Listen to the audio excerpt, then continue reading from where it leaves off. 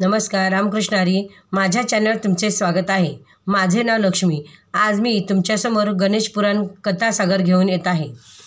अध्याय 6. भृगु ऋषींच्या आश्रमात. सूत पुढे म्हणाले, सुधर्मा, राणीचे बोलणे ऐकून च्यवनाला खूप वाईट वाटले. तो काही न बोलता कलश पाण्याने भरून आश्रमाकडे गेला. कलश आपल्या पित्यासमोर ठेवून खाली मान घालून तो उभा राहिला. भृगु ऋषींनी त्याला दुःखी होण्याचे कारण विचारले. च्यवनाने सोमाकांत राजाची सर्व हकीकत त्यांना कथन केली. त्यावर भृगु ऋषींनी सांगितले, त्या सर्वांना आपल्या आश्रमात घेऊन ये. पित्यांची आज्ञा ऐकताच च्यवन तात्काळ सरोवरच्या दिशेने जंगलात आला. तोपर्यंत कंदमुळे व फळे आणण्यासाठी गेले प्रधाने तेथे आले होते. च्यवन सुधर्माला म्हणाला, महाराणी, तुम्ही सर्वजण आश्रमात माझ्याबरोबर यावं अशी माझे पिता भृगु ऋषींची आज्ञा आहे. राणीला खूप आनंद झाला. आपल्या शरीरात नवं चैतन्य निर्माण झाले आहे असे तिला वाटले.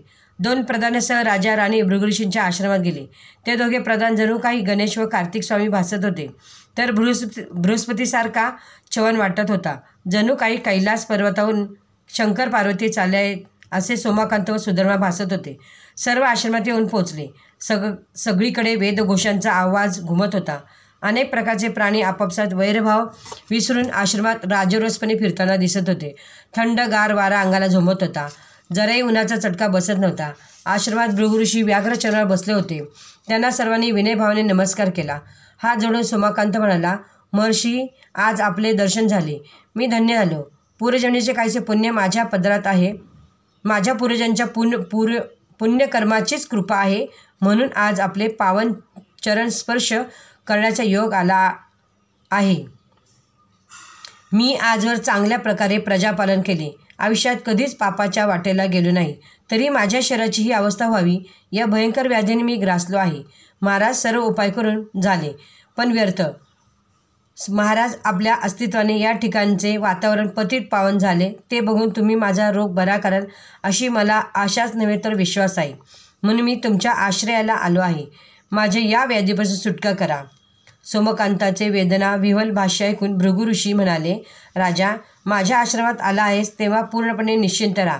इथे जो कोणी येतो त्याची दुःख संकटातून सुटका झाली नाही असे कधी घडले नाही.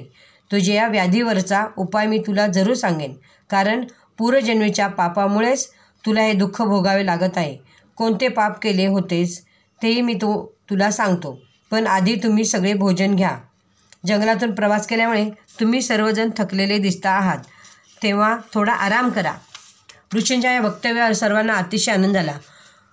ऋषींनी त्यांना सर्वांना अभ्यंगस्नान करायला सांगितले. उत्तम वस्त्रालंकार दिले. नंतर उत्तम सुग्रास भोजन दिले. ऋषींनी शय्येवर त्यांना विश्रांती घ्यायला सांगितली.